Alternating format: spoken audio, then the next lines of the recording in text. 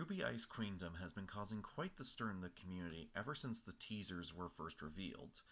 Initially, no one knew what the project was, and Rooster Teeth was quiet about it and not giving us any new details. Then it released, and everyone's reactions have been mixed. My own opinion is that, so far, the show has been okay at best and pointless at worst.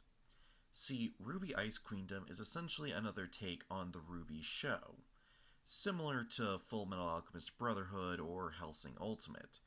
Both of these series were an attempt to follow the manga more closely and tell a more complete version of the story as the author intended it. But Ice Queendom is doing this with the original show, not a manga or even an original script. That should not matter, because the team has all of the original series to look over and learn from the mistakes of it. But that's not what we have so far, and I doubt that is what we will get going forward.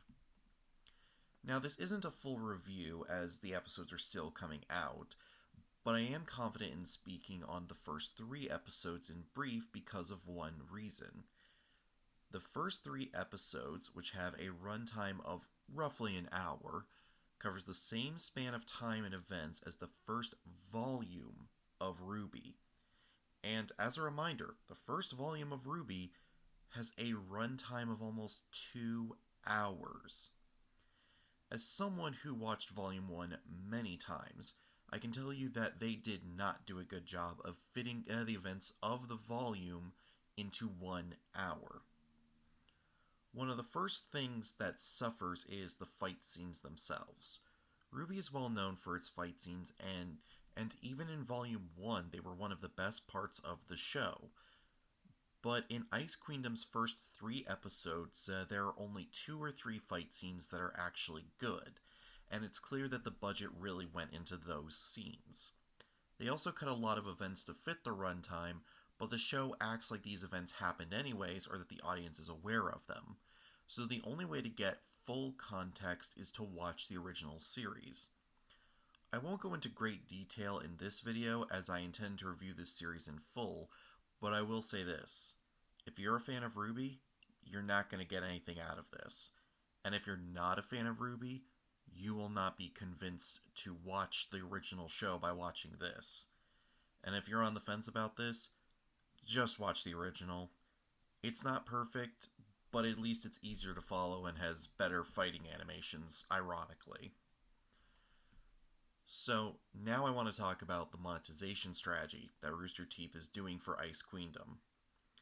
As of right now, you can watch the first 3 episodes on YouTube thanks to Crunchyroll. Originally, Rooster Teeth had the first 3 episodes available on their site, but have taken them down to view for free, and you have to have a Rooster Teeth First subscription to watch the series. Meanwhile, Crunchyroll requires a subscription to view it on their site at all. As far as I know, there is no plan to release any other episodes for free, so you have to pay to watch Ice Queendom. And yet, the original series has all 8 seasons available to watch right now on Rooster Teeth's website.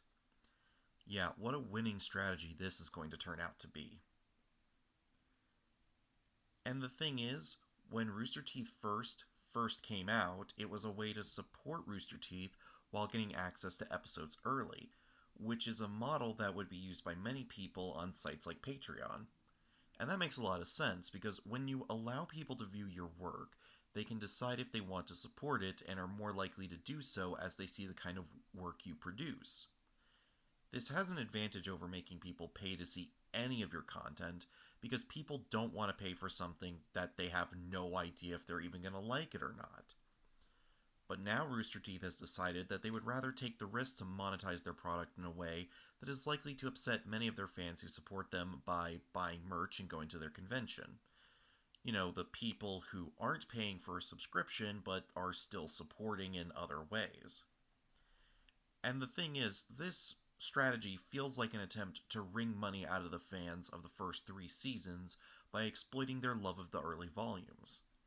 And this is after they failed to communicate when the show was releasing and failed to launch with a dubbed version even though they said they would.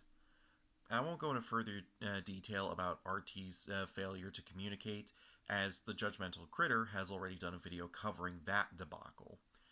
Link to that is in the description if you want to watch that video, and go support Critter. She does good work on RWBY and other animated projects.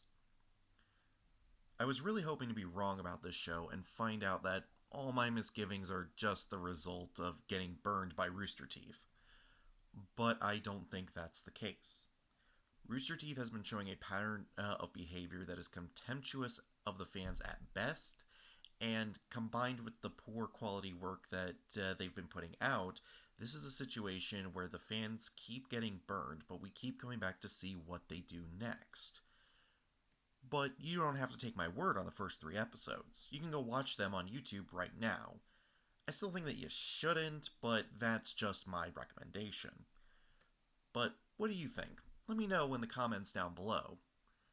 And this has been Shadow Talks, and I will see you all next time.